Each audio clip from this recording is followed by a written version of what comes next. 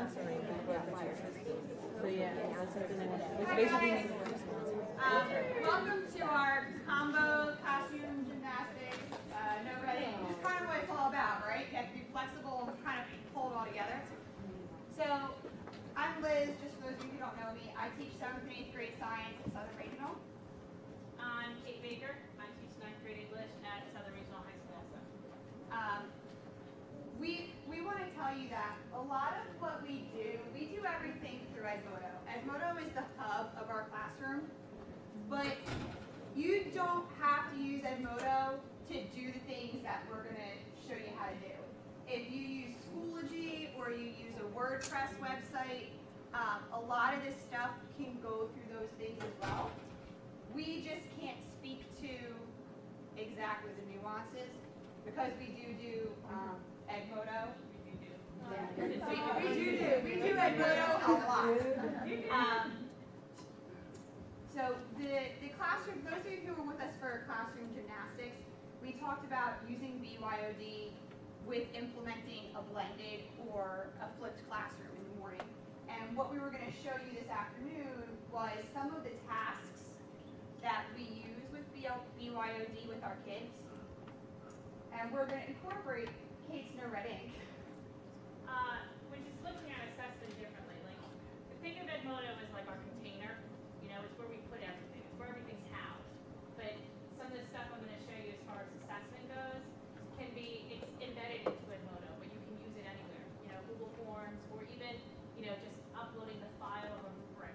You know, I'm going to show you a couple of different ways to do a rubric differently.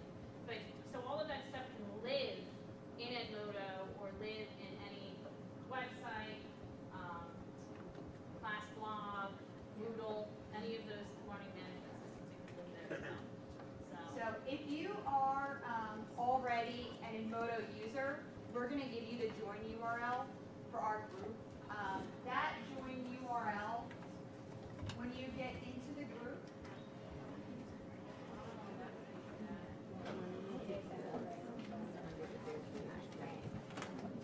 we have loads and loads of resources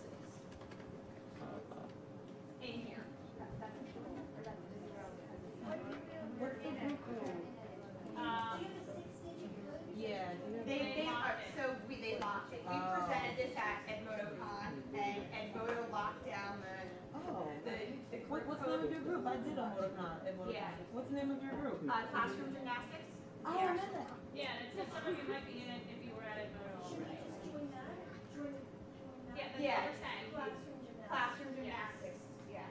And that code that was just on the presentation, that code right there takes you to that.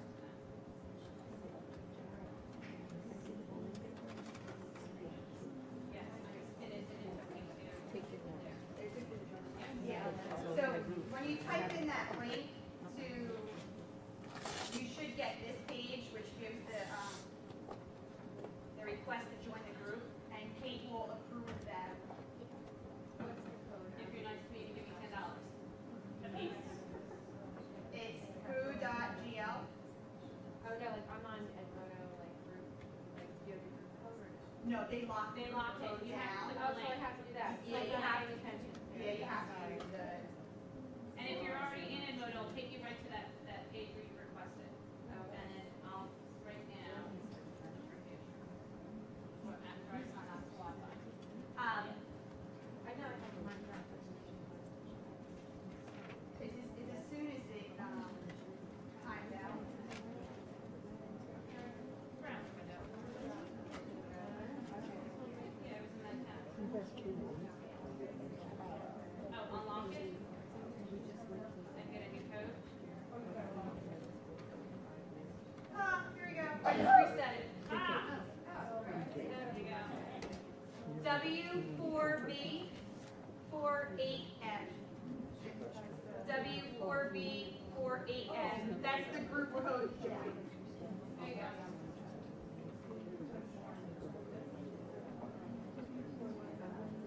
So we loaded the folders with tons and tons of resources for you guys to go back and go through when you're in Edmodo. I have a question.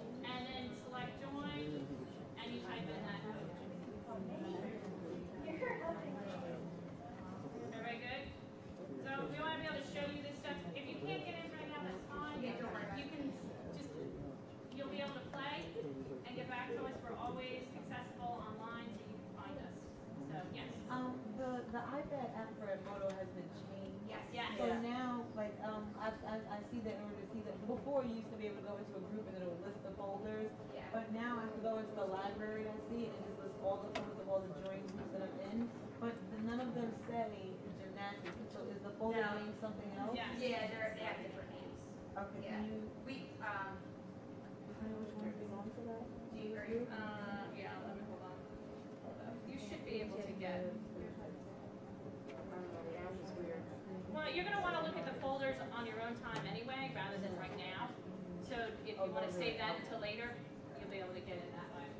okay, so we, talking about assessment and going paperless or going flipped, these are 4 kind of things that we found, and sticking with that whole gymnastics theme, we call this round off, that's one of the basic gymnastic tasks, but it's just paper to digital.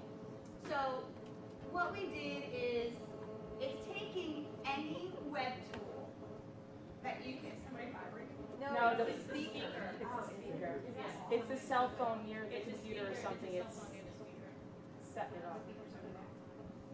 It's taking any tool that you can and turning it, using that tool.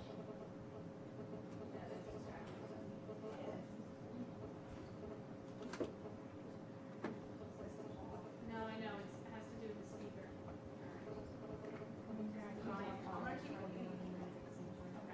Alright, so paper to digital. This is more than just taking your worksheet and uploading it as a PDF, a Word doc, or a Google Doc. It's a good place to start. I have a whole library of data, of worksheets that I made over the 15 years that I've been teaching that are now sitting on my hard drive at school. I still want to be able to use them.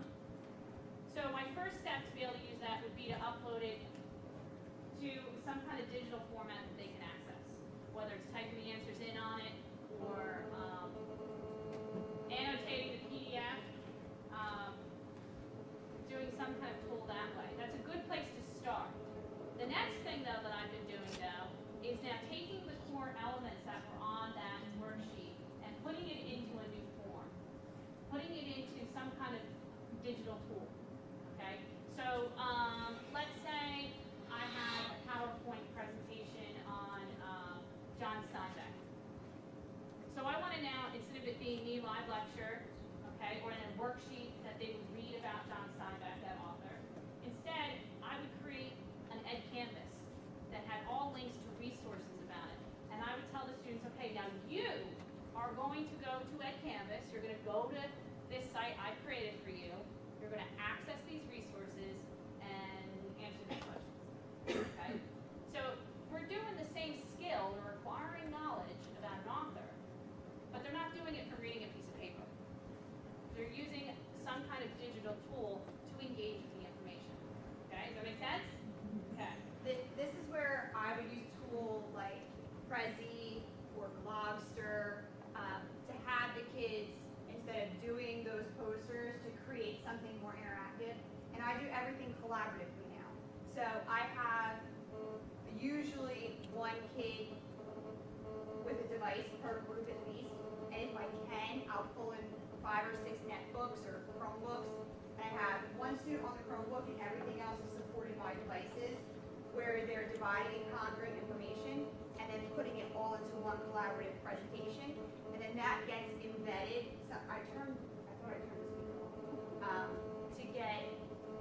to give you their final presentation. Now, how do you grade that? So how do you grade something like this? Like, let's say one easy way to take that, again, digital, easiest way, you can use any of the rubrics that I'll show you in a little bit. One of them is a checklist rubric, where you want to, yeah, this thing is like lots of money.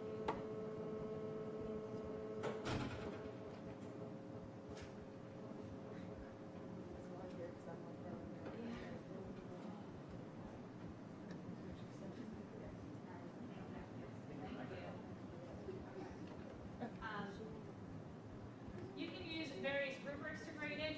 You can also just provide students with feedback on it, how to grade this stuff. It could also not be graded. That it's just a resource for them to come back to later on and to use, say, on a test or to use for some other part of the project. You don't feel like you have to grade every little thing that these kids are doing. You know, sometimes just seeing the product and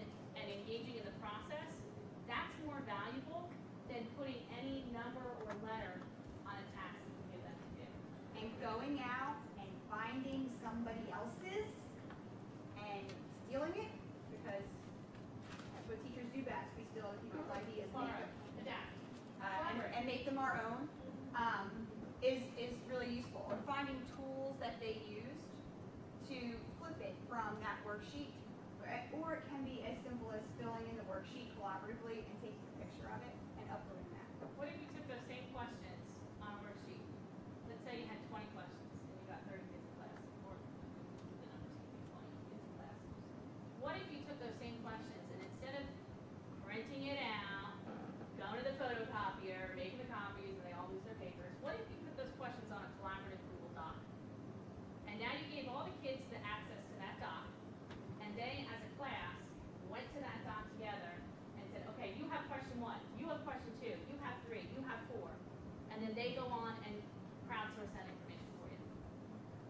Now they're also engaging in the digital technology, they're using a tool, but then they're also going to talk to each other too. You know, well, I need help with number 3. Can you help me out? What did you go to look at that? So they're still engaging with it. Yeah. Are there limits to how many students can go onto a Google Doc at once? Or does it crash or? 50. I was going to say, Google says 50.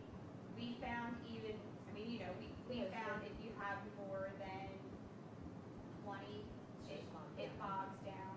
What if you broke it up into 4 groups? Right. So now you got 5 people on one doc. And then you have now you take each one of those groups and you say, okay, group A, you're going to present your 4 answers. Group B, you're going to do your next 4. And then now you're also getting Common Core standards in there speaking. You know, now you're getting them doing like public speaking without being so, I'm going to stand up here and give you a presentation kind of thing. So, and they just get used to that collaboration. The one thing that I did for this was I do a weekly current event with my kids, but I created a news feed for them of all sites, science news sites that I approve, and they have a reoccurring weekly assignment. This is neat. So current events, very, you know, go to the newspaper, get me an article. This is, very traditional. History teachers and science teachers have been doing this one forever. Well, now you do an RSS feed with it. So, and this is really, really easy. Don't be turned off by the term RSS feed. Heck, your kids might be liking it because there's something to do with food. Feed, I'm gonna guess it's food. So, I can't sort of because like you think it's new teacher resolution. no. Go to assignment. No. Go to assignment. Create it again. I don't know what it is. Yeah.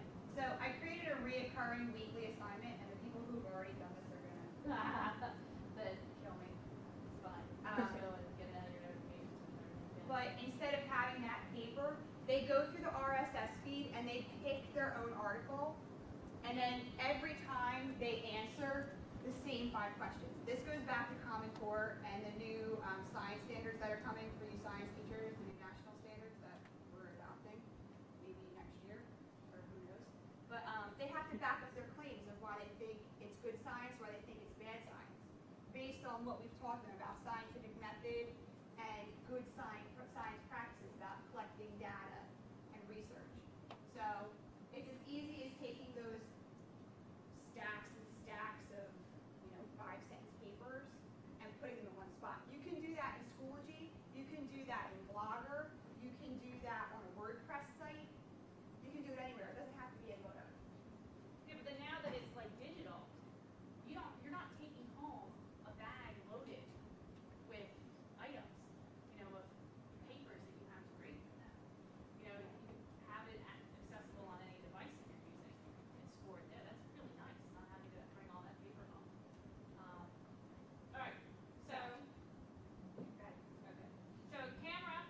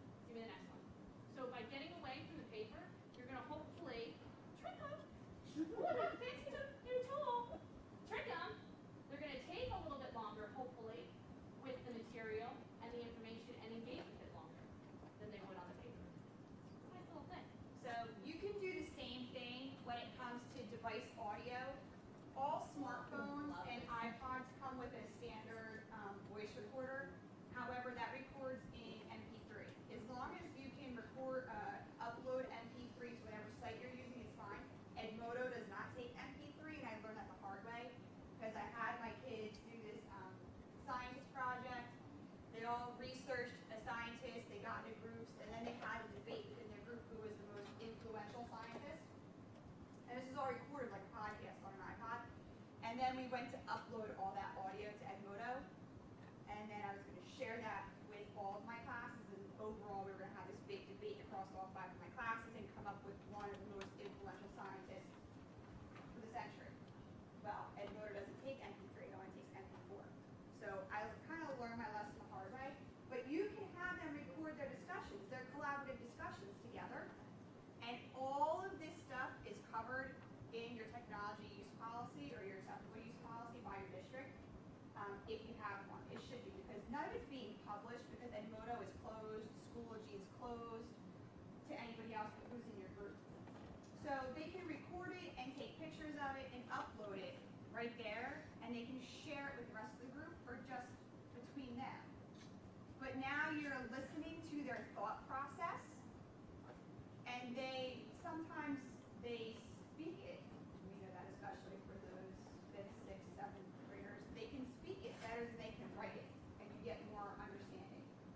So the audio is good. The audio is good for your struggling kids when you're working with vocabulary. How many of you have an iPhone? Real quick, find your standard recorder in there. The kids can do this because they play with it every day. It's us figuring it out first. But they can record you know, a short description of their results. They can record part of their iBook audio, probably upload that, because I was thinking of that this morning when I was in your session. So you can upload that, and then they can share it and extend the learning. We did, as a preview for Steinbeck, I had my students flip through a my cement and look for idioms in there, phrases that the character said, because Steinbeck wrote particular to the 1930s migrant farm workers. He uses a lot of slang in there. So to get my kids into thinking about that, I had them go through the book, crowdsource a list, and then I also sent them to the internet, which there were plenty of lists of idioms for my cement. They found web pages with the information, and I told them in their groups, create a quick 30-second conversation, and every ordinary conversation, and now instead substitute those idioms in and record it with their MP3. And then I think, do you want me to play that MP3? Yeah, you have it all. Do you want to bring it up? I think we can get them out. Where's the recorder on your phone? It should be in utilities. Yeah. The utilities folder. This is one of the most underutilized yet most powerful tools. If you have kids who are afraid of public speaking again, well, yeah, you just go have them record their presentation, and they don't have to be seen by anybody if you're listening to how they're using the And inflection. I thought of this way too. Like, I had a little boy who every time we had to do a public speaking presentation would cry. He would literally get up in front of her and cry. So I got to the point where I would let him do it in a separate room with just a class support teacher.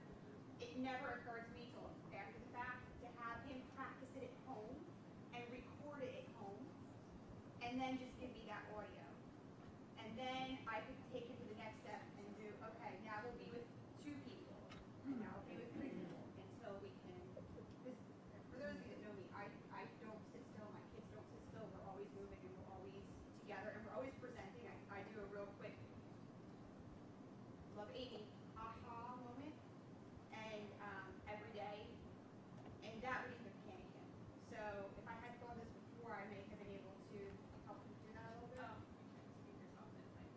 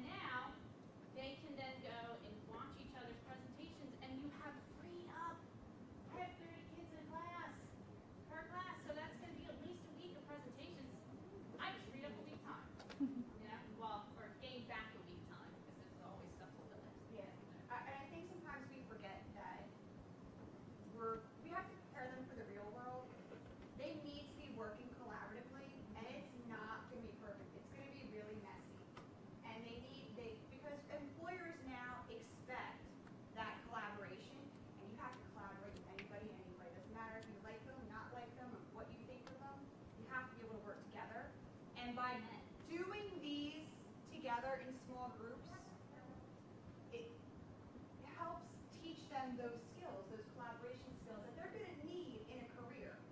Because how many of them are going to be standing up giving formal presentations about carbon? None. I mean, I can tell you, I probably have, in the 12 years I've been teaching, I have had 2 kids who chemistry is their major. I've had maybe 5 where engineering is their major. So if we can get them to do that collaboratively and teach them those skills through the content, it makes our life easier because there's less grading there. There's less physical grading. Right. And it's a little bit more fun for everybody. And here's the thing too, you don't have to be the expert with the technology. You don't have to be an expert. It's like, step out of that role as the teacher is the expert. Let the teacher be the learner alongside the student. Let the student take, that role as the expert, using the technology. Oh, this is Calderwood, let me show you what I did. That's awesome, I have no idea how you did it, but that's great. And it really also, employers want to know too, that their employees, yes, you want them to do what they're told to do. You want them to follow directions, but don't you also want to have people who can think themselves? Not just saying, oh, I can't do anything because you didn't tell me to do it. No. If you, and also too, like when you come up with a problem, oh, this didn't work out the way I wanted it to. Well, I guess I'll stop then. No, you keep working until you find something else. So by using the technology and the tools, working in groups, they learn to work around all that stuff. And they learn these life skills. And yeah, their faces aren't just in their phones. And I this promise is, you that they're going to talk to each other. this is an ultimate way to assess. We don't need to do, or you don't have to, if you don't want to, standard tests and quizzes and all that formative stuff anymore. Yes, they still need to test. They need to know that skill for the test that they take. But this is an easier way to assess for us as teachers. And moms and coaches and wives and we all have a life outside of school. So being able to free up that time for ourselves and let technology work for us is huge. All right, do you want to step over to the second side of it now?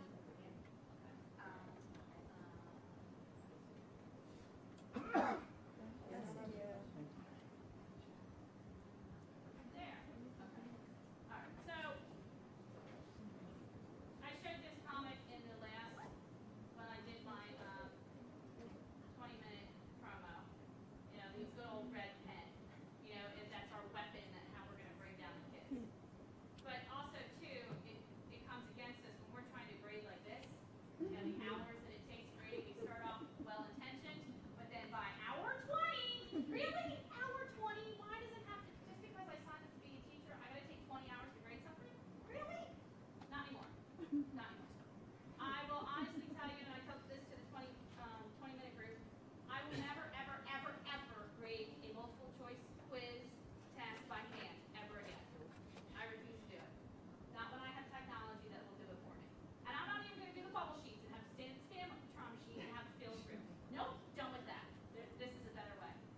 Now, if you don't want to do Edmodo, of course we love Edmodo, because it has the data analytics with it, has all the capabilities that I want to be able to link to other resources within a quiz. There are other ways. You can do it in a Google form. You can have Google Forms graded for you. Math people, Very simple script. math people, Google Forms will take all of your math language. I don't know Whatever you how math people do. Yeah, you can do all of your symbols in Google Forms a lot easier than most other programs. They don't take your math language. I know we do take-home tests, and some teachers have started doing their take-home tests, their weekly take-home tests, through a Google form. And you don't even have to grade it if you don't want to grade it. If you want to just scan it real quick and look for, variations in their answers so that, you got to go over something. Like, okay, everybody's the same. Great. Everybody's the same. Whoop! This one, we got a lot of problems here. I can go back and go over this again. I know Schoology does math language too. Do you know if Edmodo would take, if we use exam view to create quizzes? You know if Edmodo would have an upload? You can download exam view as a Word document, Oh, and you can upload the Word document. oh, okay. During this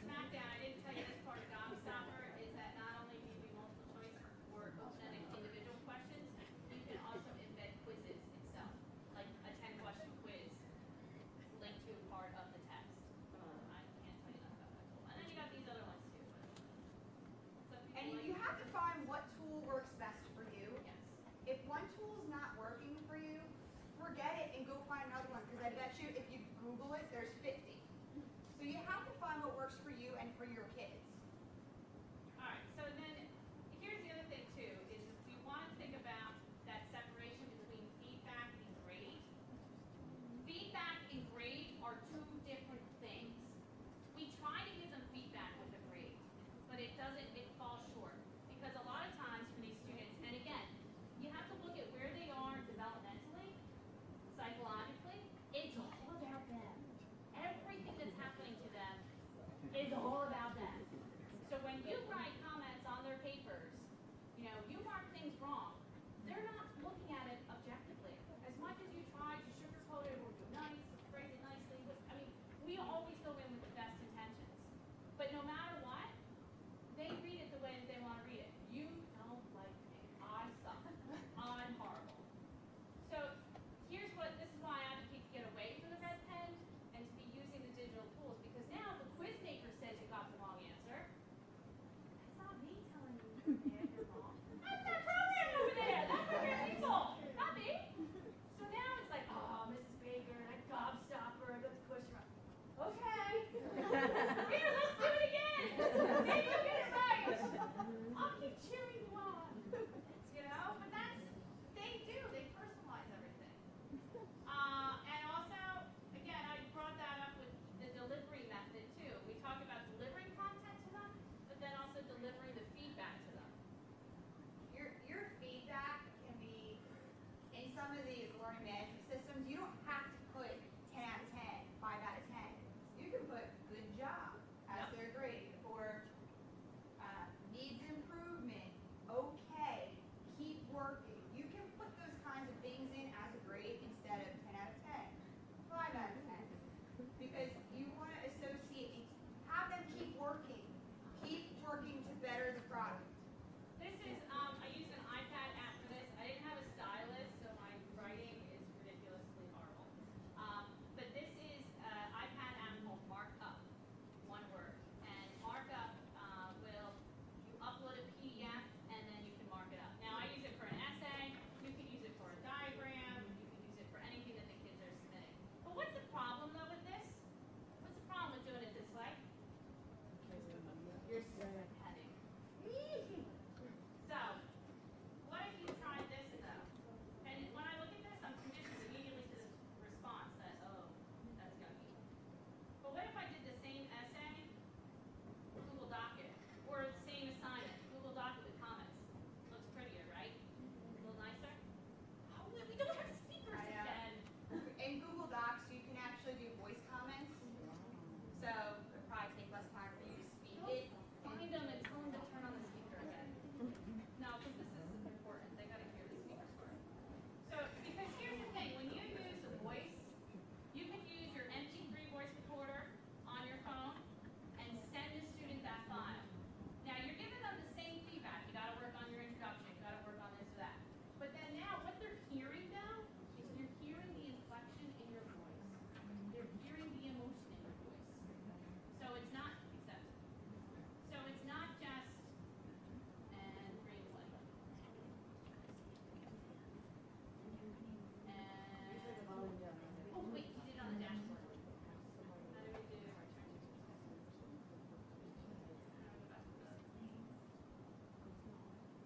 You did it up here.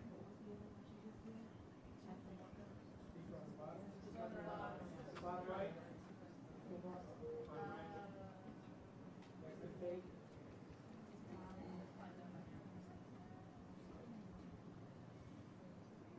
Now where did I go?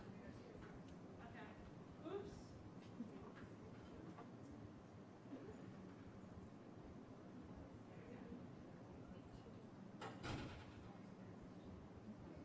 Now this attaches to a Google Doc.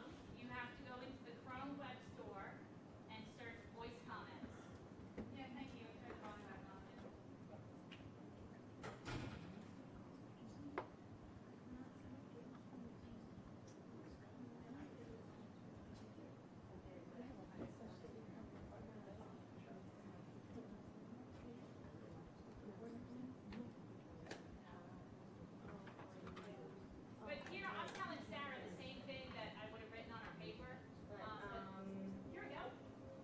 you know, it's not really strong, okay? Sometimes it's a good idea to go back through your essay after writing most of it out, go back to your introduction and write your introduction last.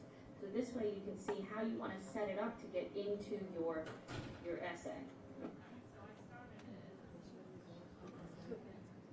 Okay, so we need a stronger thesis here, one that gets us to the Odyssey quicker, that talks about some of the key points that you bring up. Talking about Telemachus, talking about Odysseus, And it highlights talking where you about the live record Ithacan it, shooters. So and the, it uses the microphone in your webcam. So that's one way they can hear the inflection in your voice, and it attaches through the comments in a Google Doc. It's a shame that it's not in like automatically in Google Doc. You could record voice in Google Doc and keep begging them to please do that. Troy Cochran showed me some of this stuff, but at least it's here. It's a start. Now, what if you did it though this way? Here's another app, and then Hi Sarah, this is Mrs. Baker. I just want to go through your essay a bit and point out some things that we could work on for this, okay?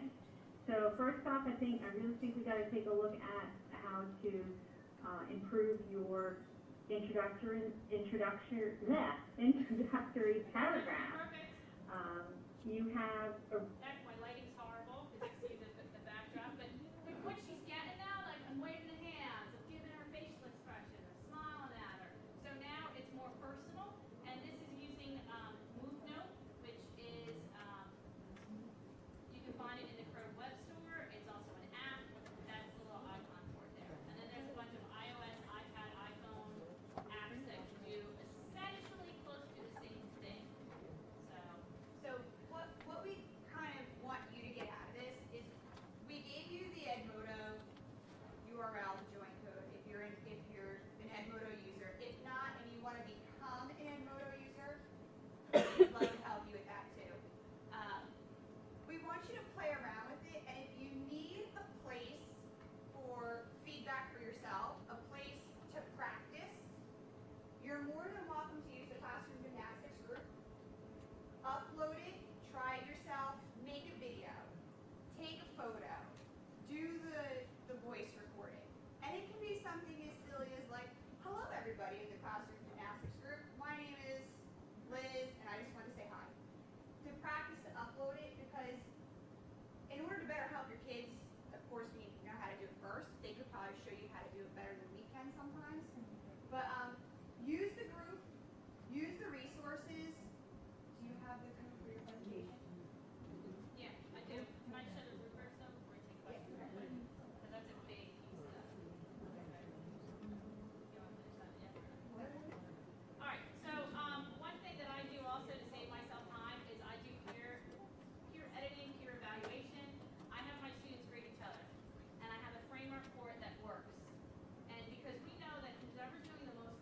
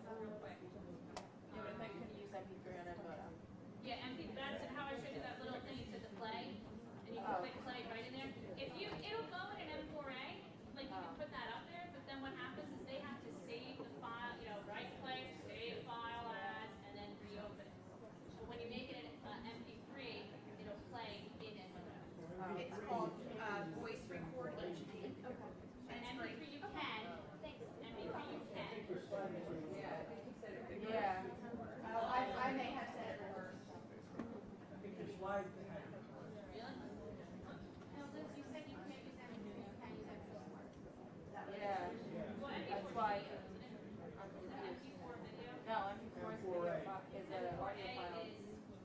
Yeah, you want to have download free voice recorder instead of standard. Yeah, instrument. I'm sorry. I may have said it backwards. The Okay. slide is right though. Okay. Other questions? So here's just my last suggestion. If you're going to start, pick one assignment and one tool. Because you can't do everything.